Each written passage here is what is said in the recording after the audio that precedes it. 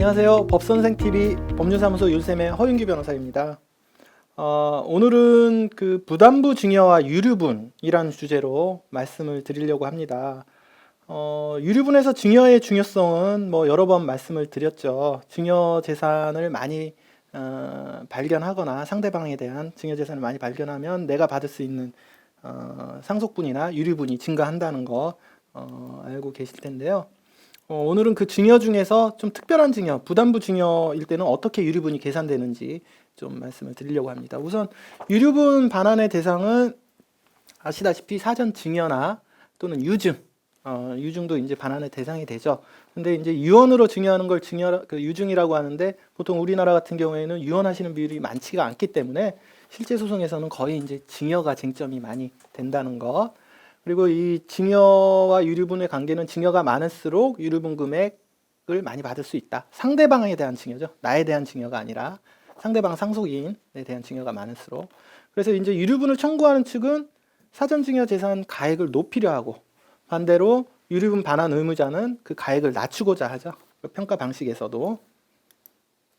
증여 재산의 가액 산정은 이러한 생전 증여를 그 유류분 반환 대상 재산, 즉 유류분 산정의 기초 재산에 포함할 때에는 증여 당시의 가액이 아니라 증여 당시가 아니라 상속 개시 당시 망인의 사망 시를 기준으로 한다는 것입니다. 망인이 이때 사망을 하셨는데 뭐 한 5년 전에 5억 정도 아파트였는데 이게 사망 시에 한 뭐 8억 정도 됐다라고 하면 상속 재산에 포함시키는 증여 재산의 가액은 5억이 아니라 8억이 된다는 것, 그런 얘기입니다. 평가하는 방식은 증여 재산이 현금이라면 증여 시부터 증여한 시점부터 상속 개시 시까지 GDP 디플레이터, 한국은행에 이제 그 자료가 있는데요. 결국은 화폐 가치, 그 다음에 이제 물가 상승률 고려해서 가액을 계산한다는 거. 그다음에 부동산의 경우에는 거의 이제 소송이 걸리면 상속 개시 당시 기준으로 감정평가에 의하게 돼 있고 거의 뭐 정해져 있습니다. 감정평가라는 것이. 그다음에 이제 주식도 있을 수 있는데 상장 주식은 그 거래소에 이제 거래 가액이 있기 때문에 그 가액으로 하면 되고 비상장 주식은 따로 가액이 없기 때문에 역시 감정평가에 의해야 한다. 이 정도 아시면 될 것 같습니다. 그러면 이제 부담부 증여. 부담부 증여는 흔히 있는 일입니다. 보통 이제 망인께서 생전에 어떤 아들한테 부동산을 증여하는데 보통 그 부동산에 근저당이 체결돼 있고 채무가 부담이 되어 있는 경우가 많죠. 때로는 세입자가 있어서 임대차 보증금도 걸려 있는 경우도 있고 이런 경우 대부분은 그 아들한테 물려주면서 그 임대차 보증금이라든지 아니면은 근저당 채무 자신의 그 망인의 채무를 당신 그 아들이 네가 인수해 가면서 가져가라. 뭐 한 10억짜리 아파트에 한 3억 근저당, 그 다음에 뭐 1억 뭐 임대차 보증금 있으면 3억, 1억 네가 부담하고 10억짜리 가져라라고 하면 결국은 6억 증여받는 꼴이 되죠. 그래서 이렇게 이제 부담을 갖고 부동산이 증여되는 경우 이제 부담부 증여라고 하고요. 보통 이렇게 채무를 인수하는 조건으로 증여가 이루어지는 경우가 상당히 많다. 그래서 이런 경우에 증여세 부담을 줄이기 위해서도 이 10억을 증여로 하게 되면 증여세가 많이 나오겠죠. 그래서 이 4억을 공제한 뭐 6억만 신고하는 부담부 증여 계약으로 체결되는 것이 이제 일반적이다 보시면 될 것 같습니다. 자, 그러면 이제 본론으로 들어와서 부담부 증여가 있을 때 유류분 어떻게 계산해야 되는지 사례를 통해서 좀 알아보겠습니다. 상속인은 뭐 사안을 좀 간단하게 하기 위해서 그냥 갑을 2명만 있다 가정을 하고요.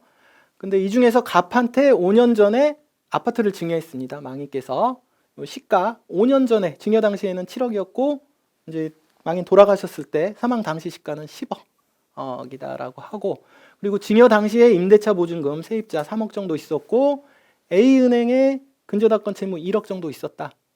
그럼 결국은 뭐 3억, 1억, 총 4억 채무 뭐 부담부 인수한 사례가 되겠죠.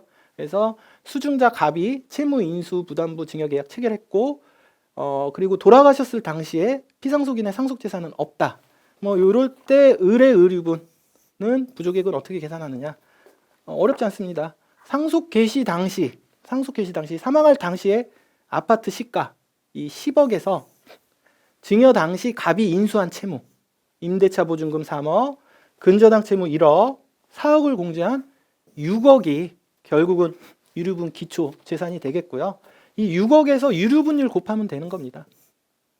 유류분율은 그 법정 상속분의 직계 비속은 2분의 1이니까 아들이 2명밖에 없으니까 법정 상속분은 2분의 1이 되겠고 거기에 이제 유류분율 2분의 1 곱하니까 4분의 1이 되겠죠. 결국은 4분의 1 곱해서 1.5. 1.5억이 차납의 유류분 부족액이 되는 거죠. 결국은 을은 갑을 상대로 1.5억에 상당하는 유류분 부족액을 청구할 수 있다. 이 부분은 뭐 그렇게 어렵지는 않은 것 같습니다. 채무를 인수하고 했다면 그 채무 부분을 상속 개시 당시 가액에서 빼면 된다. 그래서 6억이 기초 재산이다. 이렇게 보시면 되는데 그러면은 이 유류분을 어떻게 반환해야 되는지 그 유류분 반환 방식 때문에 이 부담부 증여에서 좀 문제가 될 수 있는데요. 유류분 반환 방식은 원칙적으로 이제 원물 반환이기 때문에 지분으로 반환을 받아야 됩니다. 그래서 유류분권자가 지분 반환을 원하는 경우에는 그 상대방, 내가 받을 사람이 돈으로 달라고 해도 그 사람이 지분으로 줄 거라고 하면은 법원은 원칙적으로 지분을 주는 걸로, 공유 지분을 주는 걸로 그렇게 명하는데요. 이에는 이제 두 가지 예외가 있습니다. 첫 번째는 이제 합의, 양당사자가 합의하는 거죠. 줄 사람이나 받을 사람이나 그냥 가액으로 받는 걸로 하겠다라고 하면은 뭐 당사자 의사 합치하니까 법원이 뭐 원칙을 고수할 이유가 없는 거고요. 이 부분인데요.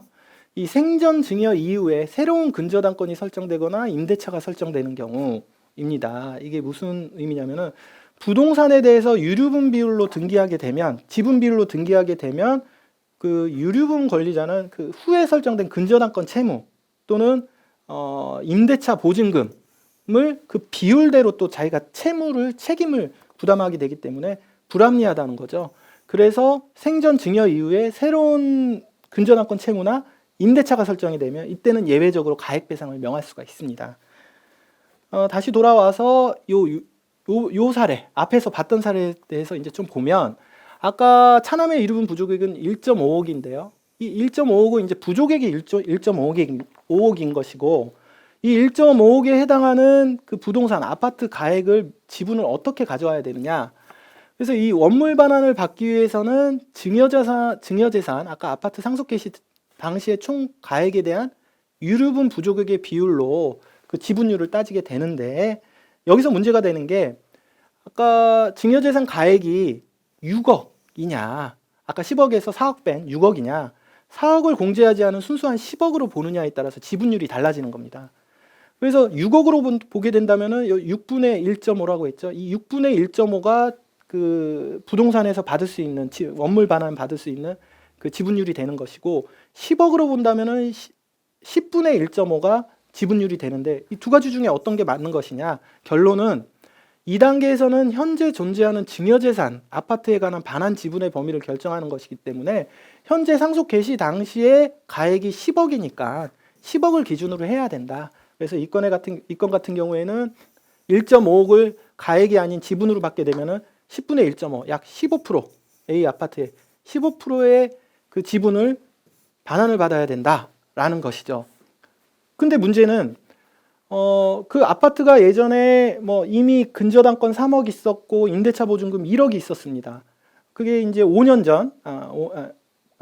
전에 이제 있을 때 그 근저당권과 임대차가 있었는데 현재 어떠느냐? 가액 반환 받을 때 그 가액 반환을 받을 당시에 여전히 임대차가 있거나 근저당권이 있다면 이 15% 지분을 반환을 받더라도 그 설정된 채무에 대한 15%의 책임을 져야 되기 때문에 앞서 말씀드렸던 그 가액 반환 예외에 해당이 되게 되죠.